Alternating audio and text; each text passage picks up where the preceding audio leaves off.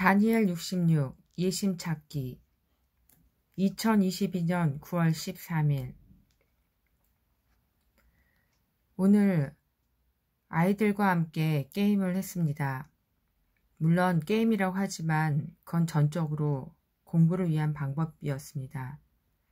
3팀으로 5팀으로 나누어서 경기를 했고 아이들은 곧 게임에 집중했습니다. 그리고 진 팀이 결정되었고 그리고 벌칙을 주기로 했습니다. 그러나 경기가 시작되기 전에 원하지 않으면 하지 않아도 된다고 항상 말을 합니다. 아이들한테 수치감이나 부끄러움을 주기 위한 것은 아니었기 때문입니다. 진 팀에서 한 아이가 갑자기 안 하겠다고 했습니다. 그랬더니 그 벌칙을 수행하기로 했던 다른 애들도 갑자기 태도를 바꾸어 안 하겠다고 했습니다.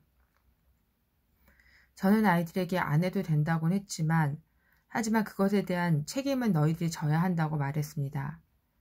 그러자 그 중에 한 아이가 선생님이 틀렸다고 이미 말해놓고 왜 지금 와서 바꾸냐고 따지기 시작했습니다. 그 아이는 요즘 들어서 논리를 부쩍 자주 사용합니다. 물론 그 논리가 때로는 잘 맞을 때도 있지만 어쩔 때는 자기에게 유리하게 이끌어들이는 것도 있습니다. 나중에 차근차근 이야기를 했습니다. 선택은 자유지만 그 선택에 대한 책임 또한 있는 것을 뒤늦게 아이들이 이해를 하겠다고는 했습니다.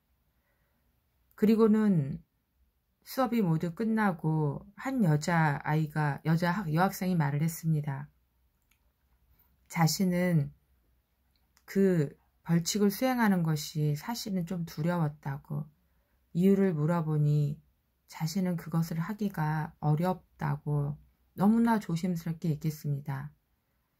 아차, 사람마다 다른데 여태까지 제가 만났던 아이들은 좀 드센 아이들이었습니다. 그런 만큼 아이들하고 친해지기 위해서 애썼고 아이들이 일단 마음은 열면 아이들하고 여러 가지 수업적인 방법을 동원해도 아이들이 잘 따라왔습니다. 그런데 이번 아이들도 잘 따라는 오지만 다른 아이들이었습니다. 이 아이들은 되게 순둥이고 그리고 가정적으로 보호를 많이 받은 아이들이었습니다. 제가 이전에 만났던 아이들하고 많이 달랐는데 저는 기존의 제 경험, 제 생각으로 이 아이들을 이기려고 했습니다. 정말 아차 싶었습니다. 아이 부끄러워라.